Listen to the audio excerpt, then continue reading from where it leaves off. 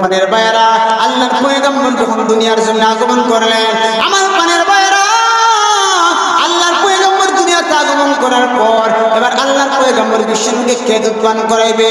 আগেকার জমানায় কথা ছিল যে আরবের ভাষা ছিল, যে সংমিশ্রণ ভাষা ছিল, খাঁটি আরবি ভাষা ছিল না, শুধু গ্রামের মধ্যে খাঁটি আরবি ভাষা পাওয়া যেত। আমার পানের ভাইরা আগেকার জমানায় টাউনের মহিলারা, শহরের মহিলারা সন্তান তুলে আসলে সন্তানদেরকে গ্রাম অঞ্চলের মহিলাদের কাছে দিয়ে দিত, তারা টাকার বিনিময়ে দুধ পান করাইতো। আর গ্রাম অঞ্চলের মধ্যে সন্তানগুলো বড় হইলে খাঁটি আরবি ভাষা শিখতে পারে। যেরকম ঠিক কিনা? আল্লাহর পয়গম্বর যখন দুনিয়ায় আগমন করলেন, নবীজির মা আমেনা আল্লাহর পয়গম্বরকে কয়দিন দুধ পান করাইলেন। এবার আবু লাহাবের বান্দি সোয়েবা ও নবীজিকে কয়েকদিন দুধ পান করাইলেন। এরপর আল্লাহর পয়গম্বর বিশ্বনবীকে একজন মহিলার কাছে দিবেন টাকার বিনিময়ে। গ্রাম অঞ্চলের মহিলা, ওইদিকে একজন মহিলা যার নাম হলো হালিমাতুস সাদিয়া রাদিয়াল্লাহু আনহা, উনি একজন গরিব মহিলা, উনার উটটা ছিল দুর্বল। উটনি নিয়ে আস্তে আস্তে করে মক্কার মধ্যে আসছে, একটা সন্তান নেবে দুধ পান করাইবে টাকার বিনিময়ে। আমার পানের ভাইরা হালিমাতুস সাদিয়ার উটনিটা দুর্বল থাকার কারণে উনি তাড়াতাড়ি মক্কার মধ্যে যাইতে পারে না। আস্তে আস্তে করিয়া মক্কার মধ্যে যায়। যাইয়া দেখে কোনো সন্তান নাই, সব সন্তানগুলো মানুষেরা নিয়ে গেছে। ধনী ধনী ফ্যামিলির লোকেরা রে, ধনী ধনী ফ্যামিলির সন্তানগুলো মানুষেরা নিয়ে গেছে। একটা সন্তান আছে ইয়াতিম, ওর বাবা নাই, ওর নিলার কয় টাকা পাইবেন? হালিমাতুস সাদিয়ার স্বামী ডাক দিতে, বিবি এই সন্তান নিয়ে আমাদের কি হইব? একটা ইয়াতিম সন্তান, আর কয় টাকাই বা পাইব? না ওর নিয়ে কি করব? কিন্তু হালিমাতুস সাদিয়া ডাক দেবো, স্বামী আমার খালি যাওয়ার চেয়ে যদি এই সন্তানটার নিয়ে নেই আল্লাহ বরকত দিয়া দিবে। আমার পানের ভাইরা এবার হালিমাতুস সাদিয়ার স্বামী ডাক দিতে, হালিমা ঠিক আছে না, ওই সন্তানকে নিয়ে আমরা চলি। এবার দিয়ে মাত্র আল্লাহর পয়গম্বর ইয়াতিম নবীকে এবার হালিমাতুস সাদিয়ার উটনির মধ্যে তুললেন। উটনির মধ্যে তোলার সাথে সাথে তাকায় দেখা যায় ওই উটনি ছিল দুর্বল, উটনির স্তনের মধ্যে কোনো দুধ ছিল না, দুধ শূন্য ছিল। আল্লাহর পয়গম্বর বিশ্ব নবীকে হালিমাতুস সাদিয়ার উটনির মধ্যে তোলার সাথে সাথে তাকায় দেখা যায় হালিমাতুস সাদিয়ার উটনির স্তনটা দুধে ভরপুর হয়ে যায়। শুধু তাই নয়, এবার হালিমাতুস সাদিয়ার উটনি মক্কার দিকে চেহারা ঘুরায়া ডাক দেখো, রে মক্কার লোকেরা তোমরা তো জানো না আমার পিঠে কে আগমন করেছেন? উনি হলেন রাহমাতুল লিল আলামিন, উনি হলেন আখির জামানার পয়গম্বর। ও প্রাণের ভাইরা এবার হালিমাতুস সাদিয়া রাদিয়াল্লাহু আনহা আল্লাহর নবী বিশ্ব নবী রাহমাতুল লিল আলামিনকে নিয়ে এবার হালিমাতুস সাদিয়া দুধ পান করাইলেন। হালিমাতুস সাদিয়া নবীজিকে একদিন উনার একটা সন্তান আব্দুল্লাহর সাথে মাঠের মধ্যে ছাগল লালন করার জন্য পাঠাইলেন। এবার একটা মুহূর্তে হালিমাতুস সাদিয়ার সন্তান আব্দুল্লাহ তাকায়া দেখে আসমান থেকে কে জানে এসে মুহাম্মদের জমিনের মধ্যে ফালাইয়া বুকটা ফাড়ছে, নবীজির সিনাটা ফাড়ছে। এবার হালিমাতুস সাদিয়ার সন্তান আব্দুল্লাহ এবার তাকায়া দেখে তার দুধ ভাই মুহাম্মদের সিনাটা কে ফাড়তেছে। এবার এরকম ঘটনা দেখে অবাক হওয়ার কথা কি কথা না? আমার পানের ভাইরা এবার আব্দুল্লাহ ওই ঘটনা দেখিয়া দৌড়ায়া বাড়িতে চলে যায় আর ডাক দেখো, মা গো ওই যে আমার দুধ ভাই আব্দুল্লাহ, আমার দুধ ভাই মুহাম্মদ রে কে রে আসমান থেকে আইসা আমার দুধ ভাইয়ের মুখটা মারতেছে। যাও গো মা, মনে হয় আমার দুধ ভাইকে মেরে ফেলতেছে গো মা, যাও মাঠের মধ্যে যাও।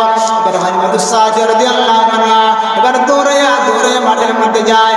যাইয়া দেখে আল্লাহর পয়গম্বর বিশ্ব নবী মাঠের মধ্যে বসে আছে। যেরকম সুবহানাল্লাহ।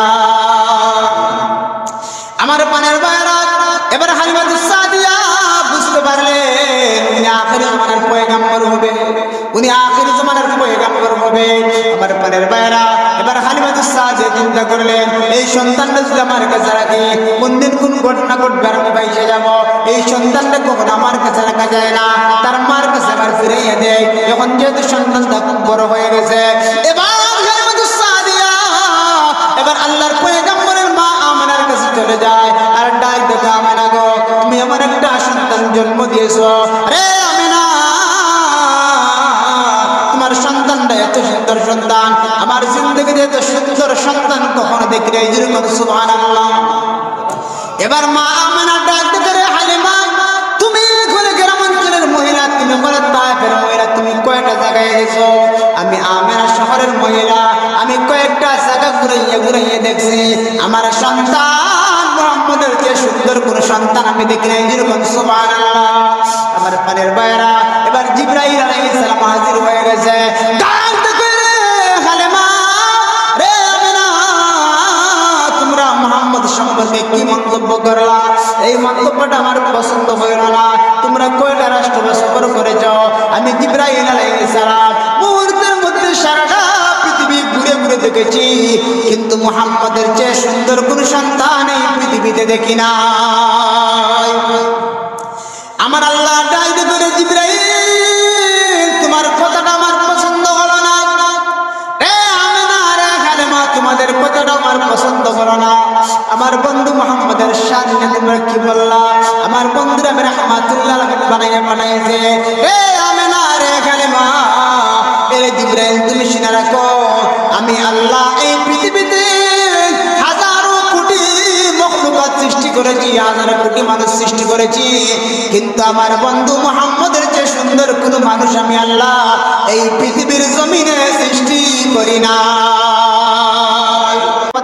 করলেন তাকায় দেখবেন আমরা কালিমাটা পাইছি আমাদের ইসলাম ধর্মটা আমাদের মানি জয় কলস নোয়াগাঁও পর্যন্ত কিভাবে আসবে সাহাবায়ে কেরামের রক্তের উপর ভর দিয়ে আমাদের পর্যন্ত ইসলাম আসছে সাহাবায়ে কেরাম জায়গায় জায়গায় মার খেয়েছেন আমরা কই কোন জায়গায় বেঈমানেরা নবীজির উপর কটাক্ষ করে কথা বললে আমরা কি কোনো কথা বলি আমরা কি কোনো জিহাদে যাই কিন্তু আমরা ইসলামটা পাইলাম আমরা চিন্তা করি না কিভাবে ইসলাম আমাদের পর্যন্ত এসে পৌঁছলো আমার পরের ভাইরা নবীজি যখন খানায় কাবার সামনে মার ফেললেন নবীজি এরপর চলে গেলেন তায়েফের ময়দানে যাওয়ার পর নবীজি তায়েফের ময়দানে মার খাইলেন একটা খেজুরের বাগানের মধ্যে আশ্রয় নিয়েছেন নেওয়ার পর এবার মক্কার একটা বেঈমান যার নাম হলো ওলীদ ইবনে মুগিরা নামটা কি বলেন তো ওলীদ ইবনে মুগিরা নামটা কি মক্কার একটা বেঈমান যার নাম ওলীদ ইবনে মুগিরা সেই ওলীদ ইবনে মুগিরা নবীজিকে ডাক দেখো মুহাম্মদ তুমি কালিমার দাওয়াত দাও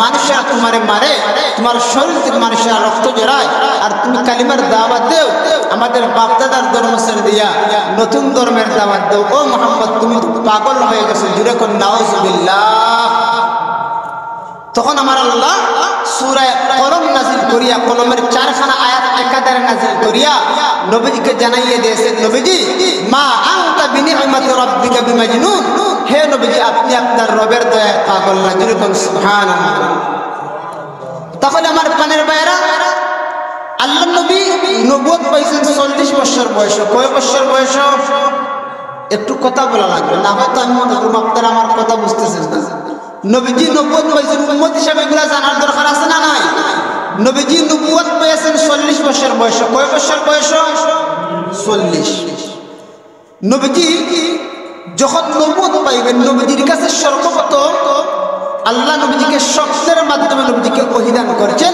মানে শব্দের মাধ্যমে নবীজির কাছে সর্বপ্রথম ওহীর সূচনা হয় বুখারী শরীফের রওয়ায়াত এমন একটা মুহূর্তে যখন নবীজি শব্দের মধ্যে ওহীর সূচনা পাইলেন এবার নবীজি উনার নবুয়তের প্রারম্ভে নবুয়তের সূচনা লগ্নে মক্কার নিকটে একটা গুহা ছিল ছোট্ট একটা গুহা সেই গুহার নাম হলো গারে হেরা নামটা কি গারে হেরা ওই হেরা গুহার মধ্যে নবীজি ইবাদত করতেন ধ্যানমগ্ন হতেন আল্লাহর পয়গম্বর সামান্য রুটি নিয়া পানি নিয়া খেজুর নিয়া নবীজি গারে হেরার মধ্যে চলে যেতেন যখন খানা শেষ হয়ে যেত পানি শেষ হয়ে যেত বাড়িতে চলে আসতেন আম্মাজান খাদিজাতুল কুবরার কাছ থেকে খানা নিয়া পানি নিয়া আল্লাহর পয়গম্বর আবারও গারে হেরার মধ্যে চলে যায় যেরকম সুবহানাল্লাহ আমার পানের ভাইয়ারা আল্লাহ নবী বিশ্বনবী রাহমাতুল লিল আলামিন যে মাত্র নবীজির কাছে আল্লাহ ওহী নাযিল করবেন কোরআনের আয়াত নাযিল করবেন আল্লাহর পয়গম্বর বিশ্বনবী রাহমাতুল লিল আলামিন এবার গারে হেরার মধ্যে ইবাদতের জন্য ধ্যানমগ্ন হওয়ার জন্য চলে যায় আমার পানের ভাইরা এমন একটা মুহূর্তে আল্লাহর পয়গম্বর করে যেন মগ্ন হয়ে যায়। একদিন আল্লাহর পয়গম্বর তাকায়া দেখে নবীজির সামনে একজন অপরিচিত লোকের আগমন হয়ে যায়। যেরকম সুবহানাল্লাহ বলেন তো, একজন লোক যদি একা একা রাত্রিবেলা মসজিদে থাকে, রাত্রে 3টার সময় যদি প্রত্যেকটা জায়গায় সব মানুষ ঘুমন্ত, হঠাৎ যদি তাকায় দেখে তার সামনে একজন মানুষ, ভয় পাইবে কি ভয় পাইবে না? ভয় পাইবে। আল্লাহর নবীর সামনে একজন অপরিচিত লোকের আগমন হয়ে গেছে। এবার নবীজি ওই লোকটাকে দেখে ভয় পেয়ে গেল। আমার পানের ভাইরা, ওই অপরিচিত ব্যক্তি আল্লাহর পয়গম্বর বিশ্ব নবী রাহমাতুল্লাহ আলাইহিকে ডাক দেখো, মুহাম্মদ, ইয়া মুহাম্মদ ইকরা, ও মুহাম্মদ তুমি পড়ো। আমার পানের ভাইরা, আল্লাহর পয়গম্বর কিন্তু কোন মাদ্রাসায় কোন মসজিদের মধ্যে লেখাপড়া করেন নাই। আমার পানের ভাইরা, এবার নবী আমার ডাক দেখো, ভাই মা আনা বিকারিন, আমি পড়তে জানি না, আমি কোনদিন পড়ালেখা করি নাই, বাইরে আমি পড়তে জানি না। এবার ওই লোক আবার ডাক দেখো, ইয়া মুহাম্মদ ইকরা, রে মুহাম্মদ পড়ো। এবার আল্লাহর নবী ডাক দেখো, আমি পড়তে জানি না। এবার ওই লোক ডাক দেখো, রে মুহাম্মদ ইকরা বিসমি রাব্বিকাল্লাযী খালাক, রে মুহাম্মদ পড়ো তোমার প্রভুর নামে যিনি তোমারে সৃষ্টি করেছেন। যেই মাত্র এই কথা বলেছে, এবার আল্লাহর পয়গম্বর বিশ্বনবীর মুখ দিয়া সূরা আলাকের 5 আয়াত বের হয়ে যায়। আমার পানের ভাইরা, ওই যে অপরিচিত ব্যক্তি উনি হলেন জিবরাইল আলাইহিস সালাম, আল্লাহর ফেরেশতা জিবরাইল আলাইহিস সালাম। উনি আল্লাহর পয়গম্বরের সামনে সর্বপ্রথম আগমন করেছেন। আল্লাহর পয়গম্বর এবার ভয় পেয়ে গেলেন। আমার পানের ভাইরা, এবার জিবরাইলকে দেখে নবীজি ভয় পেয়ে গেলেন। এবার নবীজির উপর যে কোরআনের আয়াত নাযিল হয়েছে, ওহির একটা চাপ আছে না নাই? নবীজি ওহির চাপটা সহ্য করতে পারে না, নবীজির ভীষণ কষ্ট হয়। আমার পানের ভাইরা, এমন একটা মুহূর্তে আল্লাহর পয়গম্বর বিশ্বনবীর শরীরে জ্বর উঠে যায়, তাপ উঠে যায়। আল্লাহর পয়গম্বর বিশ্বনবী গাড়ে যারা থেকে বাড়ির দিকে রওনা হয়ে যায়। এবার নবীজি কাঁপিয়ে কাঁপিয়ে বাড়ির দিকে চলে যায়। আল্লাহর নবীর শরীরটা কাঁপতে আছে। এবার আম্মা জান খাদিজাতুল কুবরা গায়ে আসলেন। এবার তাকায়া দেখা যায় নবীজির শরীরটা কাঁপে। আল্লাহর নবী ডাক দেয়, খাদিজা জাম্মিলুনি জাম্মিলুনি, আমার চাদর দ্বারা আচ্ছাদিত করো, আমার চাদর দ্বারা আচ্ছা দিয়ে ধরো। খাদিজা, আমার পানের ভয় হয়, আমার পানের সঞ্চার হয়। আমার পানের ভাইরা, এবার নবীজি ডাক দেয়, খাদিজা ইন্নী লাকাদ খাশিতু আলা নাফসি, ও খাদিজা আমার পানের ভয় হয়, মনে হয় আমি মরে যাব, আমার পানের সঞ্চার হয়। আমার পানের ভাইরা, এবার তাকায় দেখুন নবীজির বিবি খাদিজাতুল কুবরা, আম্মা জান খাদিজাতুল কুবরা রাদিয়াল্লাহু আনহা নবীজিকে সান্ত্বনা দিয়া ডাক দেয়, ইয়া রাসূলুল্লাহ ইয়া হাবিবাল্লাহ, ওগো নবীজি আমার বিশ্বাস হয় আল্লাহ কখনো আপনাকে লাঞ্ছিত করবেন না, আল্লাহ কখনো আপনাকে অপমানিত করবেন না। ইয়া রাসূলুল্লাহ ইয়া হাবিবাল্লাহ, ওগো আল্লাহর নবী, আপনি তো এমন একজন মহাপুরুষ, আপনি তো আত্মীয়দের হক আদায় করেন। ইন্নাকা লাতাসিলুর রাহিমা, ইন্নাকা লাতাসিলুর রাহিমা, আপনি তো আত্মীয়দের হক আদায় করেন। যারা অন্য বস্ত্র পরিধান করতে পারে না, যারা কাপড় পরিধান করতে পারে না, তাদেরকে কাপড়টা পর্যন্ত পরায় থাকেন, যারা খাইতে পারে না তাদেরকে খাওয়াই থাকেন। আমার পানের ভাইরা, এবার আল্লাহর পয়গম্বর বিশ্বনবী রাহমাতুল্লাহ আলাইহির এই অবস্থা দেখিয়া এবার খাদিজা আল্লাহর পয়গম্বরকে নিয়া খাদিজার চাচাতো ভাই ওয়ারাকা ইবনে নওফলের কাছে নিয়ে চলে যায়। যেরকম সুবহানাল্লাহ, যেই মাত্র ওয়ারাকা ইবনে নওফলের কাছে চলে যায়, এবার খাদিজা ডাক দেয়, চাচাতো ভাই ওয়ারাকা ইবনে নওফল, আমার স্বামী মুহাম্মদের সাথে গারে হেরার মধ্যে এরকম ঘটনা ঘটেছে, একজন অপরিচিত লোকের আগমন হয়ে যায়। এরকম ভাবে আমার স্বামীর সামনে আগমন করার পর আমার স্বামী ভয় পেয়ে গেছে, ভীত হয়ে গেছে, এখন শরীরটা খারাপ হয়ে গেছে, তাপ উঠে গেছে।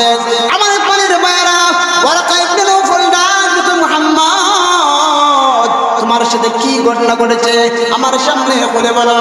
আমার পানির ভাইরা, এবার আল্লাহর নবী বিশ্ব নবী ডাক দেখো, ও ওয়ারাকা ইবনে নওফল, আমি যখন গারে হেরার মধ্যে চলে যাই, একজন অপরিচিত লোক সাদা পোশাক পরিহিত আমার সামনে আগমন করেছে, আমার কাছে এরকম ভাবে কোরআনের আয়াত নাযিল করেছে, ওই জন্য আমার শরীরের মধ্যে তাপ উঠে গেছে আমার পানের বাইরা এবার ওয়ারাকা ইবনে নওফল ডাক কইরে মুহাম্মদ আর বলতে হবে না যখন থেকে তুমি নবী হয়ে গেছো যেরকম সুবহানাল্লাহ আমার পানের বাইরা যেই মাত্র ওয়ারাকা ইবনে নওফল ডাক দেখো তুমি নবী হয়ে গেছো উনি বলেন নাম মুস্তাফা জিবরাইল আলাইহিস সালাম যেই জিবরাইল আলাইহিস সালাম মুসা আলাইহিস সালামের কাছে ওহী নিয়ে আসতেন আমার পানের বাইরা এবার ওয়ারাকা ইবনে নওফল ডাক দেখো মুহাম্মদ রে যখন তো তুমি নবী হয়ে গেছো কিছুদিন পর আল্লাহ যখন তোমার রিসালাতের দায়িত্ব দিবেন যখন আমার আল্লাহ জানিয়ে দিবেন মক্কার দরবার যাইয়া কালিমার দাওয়াত দাও তখন মক্কার লোকেরা তোমার আপন থাকবে না তোমার আপন চাচারা পর্যন্ত তোমার আপন থাকবে না মক্কার লোকেরা তোমার কষ্ট দিবে শুধু তাই নয় মক্কার লোকেরা তোমার মক্কা থেকে বের করে দিবে যেরকম নাউজুবিল্লাহ আবার পানের বাইরা এবার নবী আমার যে মত ওয়ারাকা ইবনে নওফলের কাছ থেকে এই কথা শুনলেন যে মক্কার লোকেরা নবীকে বের করে দিবে মক্কার লোকেরা নবীকে মারবে নবীজির চাচারা পর্যন্ত নবীজিকে মারবে আল্লাহর পয়গম্বর সহ্য করতে পারে না আল্লাহর পয়গম্বর কান্না শুরু করে দিয়েছে আরে ভাই আমার আপন চাচারা এবারে মারবে না সহ্য করা যায় না যেই মাত্র আল্লাহর পয়গম্বর বিশ্বনবী কান্দে ওয়ারাকা ইবনে নওফল সহ্য করতে পারে না ডাক করে মুহাম্মদ কান্না করিস না তোর কান্নায় আমার বড় ব্যথা লাগে এ মুহাম্মদ এই ঘটনা শুধু তোমার সাথে না তোমার আগে হযরত মূসা আলাইহিস সালাম যখন কালিমার দাওয়াত দিয়েছেন উনার উম্মতের অনেককে কষ্ট দিয়েছে নূহ আলাইহিস সালামের উম্মতের নূহ আলাইহিস সালামকে কষ্ট দিয়েছে ঈসা আলাইহিস সালামের উম্মতের অনেককে কষ্ট দিয়েছে এ মুহাম্মদ এই ঘটনা শুধু তোমার বেলায় না তবে আমি তোমার কাছে একটা ওয়াদা দিলাম যখন তুমি কালিমার দাওয়াত দিবে তখন যদি আমি ওয়ারাকা ইবনে নওফল দুনিয়ায় বেঁচে থাকি আমি তোমার হাতে হাত রেখে কালিমা পড়ে মুসলমান হয়ে যাব শুধু তাই না রে মুহাম্মদ এই মুহূর্তে তোমার কাছে ওয়াদা দিলাম যখন মক্কার লোকেরা তোমাকে মারবে যখন মক্কার লোকেরা তোমার উপর আঘাত করবে তোমার উপর পাথর নিক্ষেপ করবে তখন যদি আমি ওয়ারাকা ইবনে নওফল দুনিয়ায় জীবিত থাকি তাহলে আমি ওয়ারাকা ইবনে নওফল তোমাকে যথার্থ সাহায্য করব যেরকম সুবহানাল্লাহ আমি তোমার যথার্থ সাহায্য করব আমার প্রাণের বাইরা ওয়ারাকা ইবনে নওফল কিন্তু উনি হায়াতের জিন্দেগিতে নবীজির যে রিসালাতের সময় উনি বেঁচে ছিলেন না যখন নবীজি 40 বছর বয়সে নবুয়ত পাইলেন আর 3 বছর পর আল্লাহ নবীকে রিসালাতের দায়িত্ব দিলেন অর্থাৎ বললেন যে নবীজি এবার আপনি কালিমার দাওয়াত দিন আর 3 বছর পর কিন্তু ওয়ারাকা ইবনে নওফল দুনিয়ায় বেঁচে নাই হায়াতের জিন্দেগিতে পায় নাই আমার প্রাণের বাইরা তাহলে আল্লাহর পয়গম্বর বিশ্বনবী রাহমাতুল্লাহ আলামিন যখন কালিমার দাওয়াত শুরু করলেন মক্কার বেঈমান কাফেররা চতুর্দিক থেকে নবীজির উপর আঘাত নাউজুবিল্লাহ এমন কি পাথর দ্বারা নবীজির শরীরটা পর্যন্ত রক্তাক্ত করে দেয় আমার প্রাণের ভাইয়েরা আল্লাহর পয়গম্বর বিশ্বনবী যেই নবীজি দ্বীনের জন্য এত কষ্ট করেছেন তাকে দেখুন তো একটু লক্ষ্য করুন যে কোন লোকের আপন মানুষের যখন পর হয়ে যায় মনের মধ্যে কষ্ট বেশি পায় না কম পায় বেশি পায় নবীজির আপন লোকেরা নবীজির আপন চাচারা নবীজির দুশমন হয়ে গেছে নবীজিরে মারে নবীজি কিভাবে সহ্য করবেন আমার প্রাণের ভাইরা যখন আল্লাহ কোরআনের আয়াত নাযিল করলেন ওয়া আনজির আশিরাতাকাল আকরাবিন ওগো নবীজি এবার আপনি আপনার গোষ্ঠীর লোকদেরকে আপনার কুরাইশের লোকদেরকে আপনি এবার দাওয়াত দিন যেই মাত্র নবীজি তাদেরকে ডাক দিলেন সাফা পাহাড়ের মধ্যে যাইয়া ইয়া সাবাহা ইয়া সাবাহা রে কুরাইশের লোকেরা রে আব্দুল মুত্তালিবের বংশধররা তোমরা পাহাড়ের মধ্যে একত্রিত হও তোমাদের সাথে আমার জরুরি পরামর্শ আল্লাহ নবী বিশ্বনবী তাদেরকে ডাক দিয়েছেন এবার তারা মুহাম্মদ ডাকছে আমাদেরকে তাহলে মুহাম্মদ তো কখনো অনর্থক কাজের জন্য রাখতে পারে না হয়তো বা ভালো কাজের জন্য আমাদেরকে ডাকছে চলো আমরা যাই না মুহাম্মদ আমাদেরকে হয়তো কোনো জরুরি কাজের জন্য রাখছে আমার প্রাণের ভাইয়েরা এবার তারা যখন চলে যায় তারা আল্লাহর পয়গম্বর বিশ্বনবী নবুয়ত পাওয়ার আগে নবীজিকে তারা আল আমিন তথা বিশ্বস্ত বলে বিশ্বাস করত নবীজিকে তারা আমানতদার হিসেবে বিশ্বাস করত আল্লাহর পয়গম্বর বিশ্বনবী যখন তাদেরকে ডাক দিলেন এবার তারা একত্রিত হয়ে যায় এবার নবীজি ডাক দেখো আমার চাচারা এই যে তোমরা পাহাড়ের মধ্যে একত্রিত হয়েছো আমি যদি তোমাদেরকে এখন একটা কথা বলি তোমরা কি আমার কথাটা বিশ্বাস করছো এবার সবাই ডাক দেখো মুহাম্মদ তোমার কথা অবশ্যই বিশ্বাস করবো, কেনই বা বিশ্বাস করবো না? তুমি তো আল আমিন, তুমি তো সত্যবাদী, তোমার জিন্দগিতে কখনো একটা মিথ্যা কথা বলো নাই। সুবহানাল্লাহ, তোমার কথা কেন আমরা বিশ্বাস করব না? এবার নবীজি মনে করলেন যে এখন হয়তো বা তারা আমার কালিমার দাওয়াত গ্রহণ করবে। আল্লাহর পয়গম্বর অন্তরের মধ্যে কালিমার দরদ নিয়া ডাক দেখো, আমার চাচারা, এই যে তোমরা পাহাড়ের একটা সাইডে আছো, একটা কিনারায় আছো, আর আমি আর একটা কিনারায় আছি, এখন যদি আমি তোমাদেরকে বলি যে একদল শত্রু বাহিনী তোমাদের উপর আক্রমণ করবে, তোমরা কি বিশ্বাস করবে? তারা কই বাতিজা অবশ্যই বিশ্বাস করবো, কারণ তুমি জিন্দগিতে একটা মিথ্যা কথা বলো নাই। এবার আল্লাহর পয়গম্বর বিশ্বনবী ডাক দেখো, আমার চাচারা, তোমরা যে দুনিয়ার জমিনে লাত মানাত উজ্জা হুবলের পূজা করো, যার কারণে কাল কিয়ামতের কঠিন ময়দানে জাহান্নামের আগুনের মধ্যে জ্বলতে হবে, এবার তোমরা পড়ে নাও লা ইলাহা ইল্লাল্লাহ মুহাম্মাদুর রাসূলুল্লাহ। যদি কালিমা পড়ে নাও তাহলে আল্লাহ তোমাদেরকে জান্নাতের মেহমান বানিয়ে দেবে। আমার পানের ভাইরা, যেই মাত্র আল্লাহর পয়গম্বর বিশ্বনবী রাহমাতুল্লাহ আলাইহি ডাক দিল, আমার চাচারা, তোমরা কালিমা পড়ে নাও, তাহলে তোমরা সফল কাম হয়ে যাইবা। যেই মাত্র নবী কথাটা বলেছে, নবীজির আপন চাচা যার নাম হলো আবু লাহাব, সেই আবু লাহাব হাতের মধ্যে পাথর নিয়ে ডাক দেখো, তাব্বান লাকা ইয়া মুহাম্মদ, রে মুহাম্মদ তুমি ধ্বংস হয়ে যাও। এই জন্য কি আমাদেরকে পাহাড়ের মধ্যে একত্রিত করে আমাদের সময়টা নষ্ট করে দিলে? আমার পানের ভাইরা, যেই মাত্র নবীজিকে মারার জন্য হাতের মধ্যে পাথর নিয়েছে, যেই নবী ইয়াতিম নবী, যেই নবীর আপন করা পর্যন্ত নবীজির পর হয়ে যায়, এবার নবীকে মারার জন্য পাথর নিয়েছে। আমার আল্লাহ ডাক দেখো, নবীজি আপনি মনে কষ্ট নিবেন না, আমি আল্লাহ আবু লাহাবের ধ্বংস অনিবার্য করে দিলাম। আবার পানের ভাইরা, শুধু তাই নয়, আল্লাহর পয়গম্বর উনি রাহমাতুল্লাহ আলামিন যখন নবী আমার দুনিয়ার জমিনে আগমন করলেন, আল্লাহর পয়গম্বর দুনিয়াতে আসার 6 মাস আগে ওনার বাবা ইন্তেকাল করেন। নবীজি মার গর্ভের মধ্যে নবীজির বাবা আগে ইন্তেকাল করেন। যেই নবী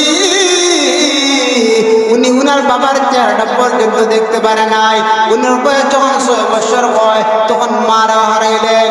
আমার পানের ভাইরা, আল্লাহর পয়গম্বর বিশ্বনবী রাহমাতুল্লিল আলামিন মক্কার জমিনে জায়গায় জায়গায় কালিমার দাওয়াত দিয়ে কষ্ট পায়।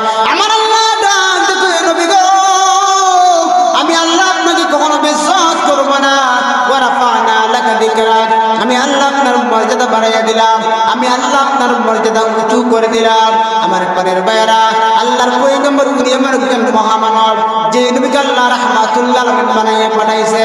যখন নবী আমার দুনিয়ার জমিনে আগমন করলেন, এমন একটা মুহূর্তে আবু লাহাবের একজন দাসী ছিল, বান্দি ছিল, সেই বান্দিকে ইয়া ডাক দেখো, ও আবু লাহাব, তোমার ভাতিজা আব্দুল্লাহর সন্তান দুনিয়া আগমন করেছে। এবার যে মাত্র খবরটা আবু লাহাব শুনেছে, আবু লাহাব ডাক দেখো, রে সুহাইবা, আমার বাচ্চা দুনিয়া আগমন করেছে, এই খবরটা তুই আমার দিলে, যা আজকে থেকে আর তুই গোলাম না, আমি তোর আমার ভাতিজার খবর পাইয়া তোর এই মুহূর্তে আমি আজাদ করে দিলাম। যেরকম সুবহানাল্লাহ। আমার পানের ভাইরা, যেই আবু লাহাব বাচ্চা মুহাম্মদের জন্মের খবর পাইয়া তার বান্দিটারে আজাদ করে দিয়েছে, ওই চাচা আবু লাহাব কিন্তু নবীজির পরে দুশমন হয়ে যায়। আমার পানের ভাইরা, আল্লাহর পয়গম্বর যখন দুনিয়ার জমিনে আগমন করলেন, আমার পানের ভাইরা, আল্লাহর পয়গম্বর দুনিয়াতে আগমন করার পর এবার আল্লাহর পয়গম্বর বিশ্বকে কে দুধ পান করাইবে? আগেকার জমানায় কথা ছিল যে আরবের ভাষা ছিল, যে সংমিশ্রণ ভাষা ছিল, খাঁটি আরবি ভাষা ছিল না, শুধু গ্রামের মধ্যে খাঁটি আরবি ভাষা পাওয়া যেত। আমার পানের ভাইয়েরা, আগেকার জমানায় টাউনের মহিলারা, শহরের মহিলারা সন্তান তুলে আসলে সন্তানদেরকে গ্রাম অঞ্চলের মহিলাদের কাছে দিয়ে দিত, তারা টাকার বিনিময়ে দুধ পান করাইতো।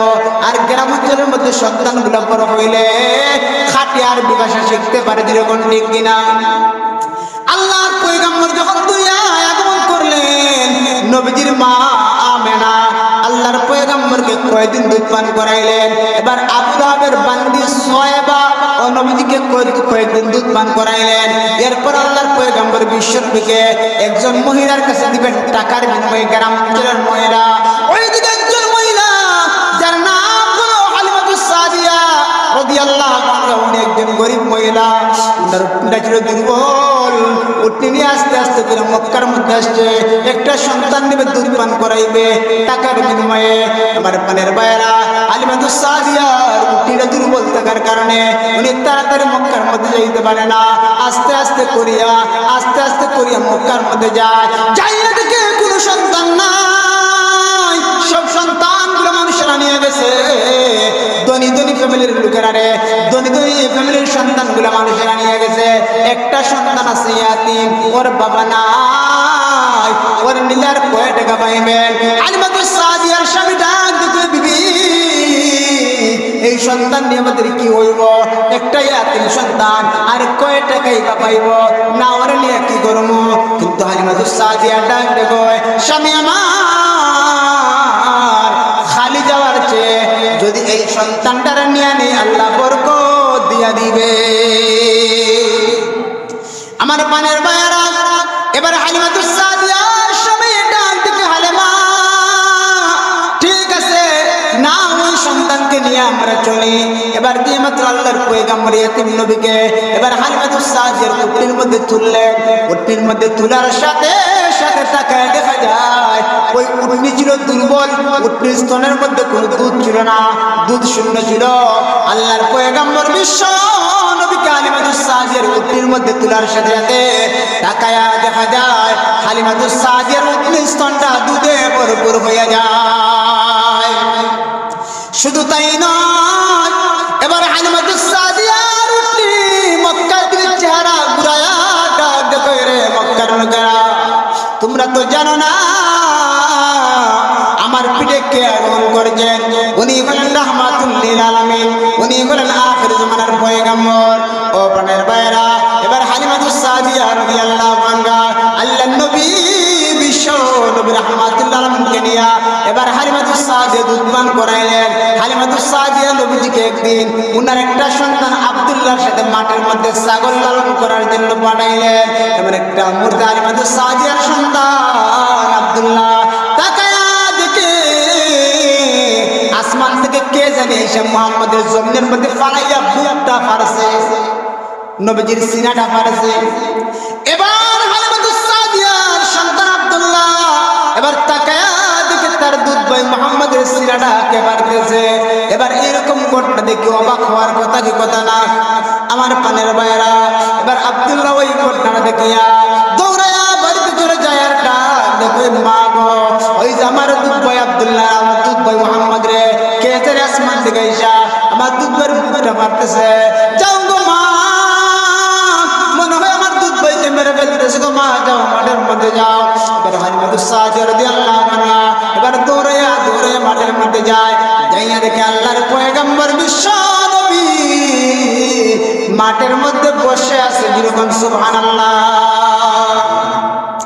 আমার পানের ভাইরা এবার হালিমাতুস সাদিয়া বুঝতে পারলেন উনি আখির জামানার পয়গম্বর হবে উনি আখির জামানার পয়গম্বর হবে আমার পানের ভাইরা এবার হালিমাতুস সাদিয়া চিন্তা করলেন এই সন্তানটা যদি আমার কাছে রাখি কোনদিন কোন ঘটনা ঘটবে আমি বাইসে যাব এই সন্তানটা কখন আমার কাছে রাখা যায় না তার মার কাছে আবার ফিরাইয়া দেয় এখন যেহেতু সন্তানটা খুব বড় হয়ে গেছে এবার হালিমাতুস সাদিয়া এবার আল্লাহর পয়গম্বরের মা আমিনার কাছে চলে যায় আর ডাক দেখো আমিনা গো তুমি আমার একটা সন্তান জন্ম দিয়েছো আরে আমিনা তোমার সন্তানটা এত সুন্দর সন্তান আমার জিন্দেগিতে এত সুন্দর সন্তান কখনো দেখি নাই যেরকম সুবহানাল্লাহ এবার মা আমিনা ডাক দেখে রে হালিমা তুমি ঘরে গ্রামাঞ্চলের মহিলা তুমি ঘরে তায়েফের মহিলা তুমি কয়টা জায়গায় গেছো আমি আমিনা শহরের মহিলা আমি কয়েকটা জায়গা ঘুরাইয়া দেখছি আমার সন্তান মুহাম্মদের চেয়ে সুন্দর কোন সন্তান আমি দেখি নাই যেরকম সুবহানাল্লাহ আমার পানের ভাইরা এবার জিবরাইল আলাইহিস সালাম হাজির হয়ে গেছে ডাক দেখে রে হালিমা রে আমিনা তোমরা মুহাম্মদ সম্পর্কে কি মন্তব্য করলা এই মন্তব্যটা আমার পছন্দ হইল না তোমরা কয়টা রাষ্ট্র সফর করেছ আমি জিবরাইল আলাইহিস সালাম মুহূর্তের মধ্যে সারাটা পৃথিবী ঘুরে ঘুরে দেখেছি কিন্তু মুহাম্মদের চেয়ে সুন্দর কোন সন্তান এই পৃথিবীতে দেখি না আমার আল্লাহ ডাক করে জিবরাইল তোমার কথাটা আমার পছন্দ হলো না রে আমিনা রে হালিমা তোমাদের কথাটা আমার আমার পছন্দ করো না। আমার বন্ধু মুহাম্মদের শান নিয়ে তোমরা কি বললা? আমার বন্ধুরা রাহমাতুল্লাহ বানাইছে রে আমেনা রে কালেমা এরে জিবরাইল তুমি শুনে রাখো, আমি আল্লাহ এই পৃথিবীতে হাজারো কোটি মখলুকাত সৃষ্টি করেছি, হাজারো কোটি মানুষ সৃষ্টি করেছি, কিন্তু আমার বন্ধু মুহাম্মদের চেয়ে সুন্দর কোনো মানুষ আমি আল্লাহ এই পৃথিবীর জমিনে সৃষ্টি করি না। আল্লাহর পয়গম্বরের সৌন্দর্য কেমন? আম্মা জান আয়েশা সিদ্দিকা রাদিয়াল্লাহু আনহা বলেন, আল্লাহর পয়গম্বর বিশ্বনবীকে আল্লাহ এত সৌন্দর্য দান করেছেন। আল্লাহর পয়গম্বর বিশ্বনবী রাহমাতুল্লাহ আলাইহি যখন ইশারের নামাজের পরে আমার কামরার মধ্যে আসতেন, আমার কামরাটা আলোকিত হয়ে যেত। আমার পানের ভাইরা ওইদিকে ইউসুফ আলাইহিস সালাম এমন সুন্দর ছিলেন। আম্মা জান আয়েশা সিদ্দিকা বলেন, ইউসুফ আলাইহিস সালামের সৌন্দর্য দেখিয়া মিশরের মহিলারা হাতটা পর্যন্ত কেটে ফেলেছে। যদি মিশরের মহিলারা আমার স্বামী মুহাম্মদের সৌন্দর্য দেখত, তাহলে তারা তাদের হাত কাটার বদলে তাদের কলিজাটা পর্যন্ত কেটে ফেলতো। যেরকম সুবহানাল্লাহ। আমার প্রাণের ভাইরা আল্লাহর পয়গম্বর চললে এত সুন্দর কইরা বানাইছে। ও প্রাণের ভাইরা মক্কার বিমান কাফেররা নবীজির দিকে তাকায় ঠিকই বুঝতে পারতো উনি হলেন আল আমিন, উনি হলেন আখির জামানার পয়গম্বর, কিন্তু মেনে নিতে পারে না, মেনে নিতে পারে না। তাদের বাপ-দাদার ধর্মের বদনাম হয়ে যায়, বাপ-দাদার ধর্ম ছেড়ে মুহাম্মদের ধর্ম কখনো মেনে নিতে পারে না। আমার প্রাণের ভাইরা আল্লাহ রাব্বুল আলামিন নবীকে এত সৌন্দর্য দান করেছিলেন। ইউসুফ আলাইহিস সালাম এমন সুন্দর ছিলেন যে ইউসুফ আলাইহিস সালামকে মিশরের মহিলারা দেখিয়া তাদের হাতটা কেটে ফেলছে। কিভাবে কেটে ফেললো? আমার প্রাণের ভাইরা আল্লাহর পয়গম্বর বিশ্বনবী রাহমাতুল্লাহ আলাইহি বিবি আম্মা জান আয়েশা সিদ্দিকা রাদিয়াল্লাহু আনহা ডাক দিও, দুনিয়ার মানুষেরা, ও দুনিয়ার উম্মতেরা, আল্লাহর পয়গম্বরকে আল্লাহ এত সুন্দর করে বানাইছে। আমার প্রাণের ভাইরা মিশরের মহিলারা ইউসুফ আলাইহিস সালামের জন্য এত পাগল ছিল। ইউসুফ আলাইহিস সালামের রূপ দেখিয়া আমার প্রাণের ভাইরা ইউসুফ আলাইহিস সালাম গোলাম হয়ে গেলেন। উনি হলেন ইয়াকুব আলাইহিস সালামের সন্তান। উনার ভাইরা ইউসুফ আলাইহিস সালামকে কূপের মধ্যে ফেলে দিয়েছে। বণিকেরা প্রতিকেরা ইউসুফ পয়গম্বরকে তুলে নিয়ে তারা একটা বাজারের মধ্যে বিক্রি করে দেয়। ওইদিকে আজিজ মিশর ইউসুফ আলাইহিস সালামকে খরিদ করে নিয়ে, এবার খরিদ করে নিয়ে ডাক দেবে জুলাইখা আকরিমি মাসওয়া, এই গোলামটার জন্য টাকার ব্যবস্থা করো। আমার পানের ভাইরা যেই মাত্র জুলাইখা ইউসুফ আলাইহিস সালামের টাকার ব্যবস্থা করে দিলেন, এমন একটা মুহূর্তে ইউসুফ নবীর সৌন্দর্য দেখিয়া জুলাইখা নিজেই পাগল হয়ে যায়। শুধু তাই নয়, এবার জুলাইখা যখন পাগল হয়ে গেছে, মিশরের জমিনে খবরটা পৌঁছে গেছে, একটা গোলামের জন্য আজিজ মিশরের বিবি জুলাইখা পাগল হয়ে গেল। তার তো কোনো মান সম্মান নাই, তার কোনো ইজ্জত নাই। আমার প্রাণের ভাইরা এমন একটা মুহূর্তে জুলাইখা ডাক করে, মিশরের নারীরা তোমরা ওই ঘরের মধ্যে একত্রিত হইবা, তোমাদের সাথে আমার জরুরি পরামর্শ আছে। এবার যখন তারা একত্রিত হয়ে যায়, এবার জুলাইখা ডাক দেখো, তোমরা প্রত্যেকে হাতের মধ্যে একটা ছুরি রাখবা আর একটা ফল রাখবা, তোমরা ফল কাটবা, তোমরা ছুরি দ্বারা ফল কাটবা, আর আমি ইউসুফ আলাইহিস সালামকে নিয়ে তোমাদের সামনে হাইটে হাইটে যাবো। এবার একটা মুহূর্তে মহিলারা হাতের মধ্যে ছুরি নিয়া এবার তারা ফল কাটার মধ্যে লিপ্ত। এবার একটা মুহূর্তে জুলাইখা আল্লাহর পয়গম্বর ইউসুফ আলাইহিস সালামকে নিয়ে হাঁটে গিয়ে তাদের সামনে চলে গেলেন। এবার একটা মুহূর্তে মহিলারা ইউসুফ আলাইহিস সালামের সৌন্দর্য দেখিয়া ফল কাটার বদলে তাদের হাতটা কেটে ফেলেছে। তারা টেরও পায় না। যেরকম সুবহানাল্লাহ। আমার পানের ভাইরা তাহলে আল্লাহর পয়গম্বর ওনার জীবদ্দশা 3 জন মহিলার দুধ পান করছে। বলেন তো কয়জনের? একজন হলেন নবীজির মা, যার নাম হলো আমেনা। 2 নাম্বার আবু লাহাবের বাদী, যার নাম হলো সুয়াইবা। এরপর আল্লাহর পয়গম্বর হালিমাতুস সাদিয়ার দুধ পান করেছেন।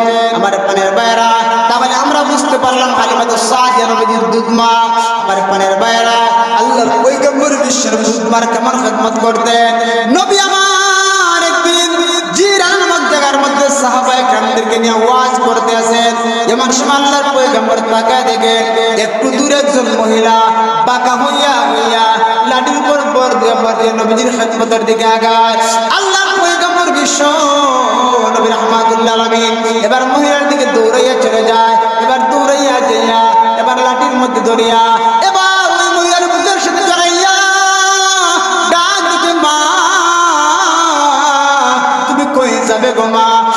মহিলা ডাক দেব মুহাম্মদ রে আমি তোমার দরবারে যাব। এবার আল্লাহর পয়গম্বর ডাক দেবে মা তুমি কেন গো মা আমার দরবারে যাবে? তুমি বৃদ্ধা মহিলা হইয়া এত কষ্ট করে আমার দরবারে যাবে গো মা, আমি এটা সহ্য করতে পারি না গো মা। যদি আমি মুহাম্মদকে খবর দিতে আমি তোমার বাড়িতে হাজির হয়ে যেতাম। ও মা তুমি কেন কষ্ট করবে গো মা? আমার প্রাণের ভাইরা আল্লাহর পয়গম্বর দুধ মারে কেমন সম্মান করতেন। আমরা আপন মারে সম্মান করতে রাজি হই না, আমরা মা বাবারে কত কষ্ট দেই। আল্লাহর পয়গম্বর বিশ্বনবী আপন মার খেদমত করতে পারেন নাই। যখন নবীজির বয়স 6 বছর মা মারা যায়, আল্লাহর পয়গম্বর দুধ মার খেদমত করে দুনিয়াবাসী উম্মতদেরকে বুঝাইয়া দিছে, রে দুনিয়াবাসী উম্মতেরা আমি যদি আমার মা আমিনার পাইতাম তাহলে আমি কেমন খেদমত করতাম। এবার আল্লাহর নবী দুধ মারে বুকের সাথে জড়াইয়া সাহাবায়ে কেরামের মজলিসে আইসা এবার একটা রুমাল বিছায়া দিলেন, নবীজির পরনের চাদরটা বিছায়া দিলেন, আর ডাক দেখো মা এই চাদরের মধ্যে তুমি বসো। এবার সাহাবায়ে কেরাম অবাক হয়ে গেলেন, গায়ে গায় এ কেমন মহিলা, যে মহিলা চাদরের মধ্যে বসার সুযোগটা পেয়ে গেল। সাহাবায়ে কেরাম অবাক হয়ে যায়। আল্লাহর নবী ডাক দিলেন, সাহাবীরা তোমরা তো জানো আমি একজন মহিলার দুধ পান করেছি, তোমরা কি কখনো সেই মহিলার দেখেছ? না গো নবীজি না, আমরা সেই মহিলার কখনো দেখি নাই। ওই মহিলার নাম তো হালিমাতুস সাদিয়া, কিন্তু গো নবীজি আমরা জিন্দেগিতে ওই মহিলারে কখনো দেখি নাই। আল্লাহর পয়গম্বর ডাক দেয়, এই আমার সাহাবীরা আজকে আমার চাদরে যে মহিলা উনি হলেন আমার দুধ মা হালিমাতুস সাদিয়া। যেরকম সুবহানাল্লাহ। আমার প্রাণের ভাইরা তাহলে আল্লাহর নবী দুধমার এত খেদমত করলেন, আল্লাহর নবী আপন মারে না পাইয়া দুধমার খেদমত করে দুনিয়ার উম্মতদেরকে এই ওয়াজ করলেন, ও দুনিয়াবাসী উম্মতেরা যদি আমি আমার আপন মারে পাইতাম তাহলে আমি কেমন খেদমত করতাম। আর তোমরা দুনিয়ার দিকে মা বাবার খেদমত করে না, মা বাবার বৃদ্ধাশ্রমের মধ্যে পাঠাও।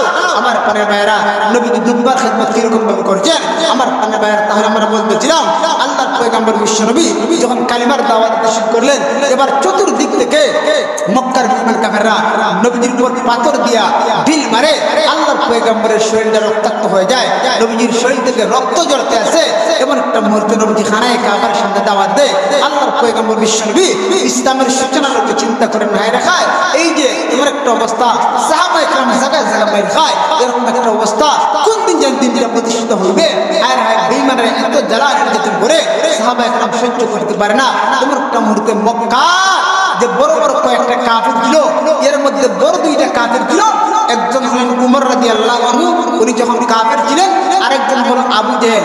আল্লাহর নবী আল্লাহর কাছে দোয়া করেন, আল্লাহ আল্লাহুম্মা আইসা ইসলামা বিআহাদিল উমরাইন, আল্লাহ মক্কার দুইটা উমর থেকে একটা উমরের ইসলামের জন্য কবুল করে দিলেন। সুবহানাল্লাহ। নবীজির মুখ থেকে দোয়া হোক বদদোয়া হোক বের করার সাথে সাথে ডাইরেক্ট কবুল হয়ে যায়। এবার নবীজি আল্লাহর কাছে দোয়া করেন, আল্লাহ মক্কার দুইটা বেঈমান থেকে একটা বেঈমান রে মক্কার দুইটা উমর থেকে একটা উমর ইসলামের জন্য কবুল কইরা ইসলামের আপনি শক্তিশালী বানিয়ে দেন। আল্লাহর নবীজি এই মতো দোয়া করছেন। এমন একটা মুহূর্তে সেই দোয়াটা আল্লাহ আমিরুল মুমিনিন হযরত উমর রাদিয়াল্লাহু আনহুর জন্য কবুল করে নিয়েছেন। যেরকম সুবহানাল্লাহ। উমর রাদিয়াল্লাহু আনহু উনি একজন বীর বাহাদুর ছিলেন। একদিন আবু জেহেল তার রাজদরবারে এবার ঘোষণা করছে যে মুহাম্মদের কল্যাণ দিতে পারবা তারে 200 উট পুরস্কার দিবে। এবার কেউ সাহস নাই হাত তোলার, একমাত্র উমর রাদিয়াল্লাহু আনহু হাত তুলে ডাক দেখো, মামা আবু জেহেল আমি পারবো মুহাম্মদের কল্যাণ দিতে, তবে উট কিন্তু 200 শিওর দিতে হবে। ঠিক আছে বাবা তোমার উট শিওর দেব, যাও মুহাম্মদের কল্যাণ নিয়ে আসো। এরকম নাউজুবিল্লাহ। আমার বানের ভাইরা এবার উমর রাদিয়াল্লাহু আনহু নাঙ্গা মানে খোলা একখানা কুরবানি নিয়া, খোলা একটা কুরবানি নিয়া আল্লাহর নবীর মাথা আনার জন্য যে মাত্র রওনা হয়ে যায়। আমার বানের ভাইরা উমর রাদিয়াল্লাহু আনহু রওনা হয়ে যাওয়ার সাথে সাথে এবার রাস্তার মধ্যে উমরের একজন পরিচিত বন্ধু ডাক দেখো, উমর তুমি কই যাইবা? আমি মুহাম্মাদের কল্যাণের জন্য যাব। নতুন একটা বেজাল সৃষ্টি হয়েছে, সেই মুহাম্মাদের কল্যাণের জন্য এখন যাব। আমার বানের ভাইরা উমরের কেমন সাহস, আখির জামানার পয়গম্বরের কল্যাণ দে যায়। ও প্রাণের ভাইরা ভালো করে লক্ষ্য করবেন। এবার উমর যে মাত্র যায়, এবার তার বন্ধু ডাক দেখো, উমর রে তুমি মুহাম্মাদের কল্যাণ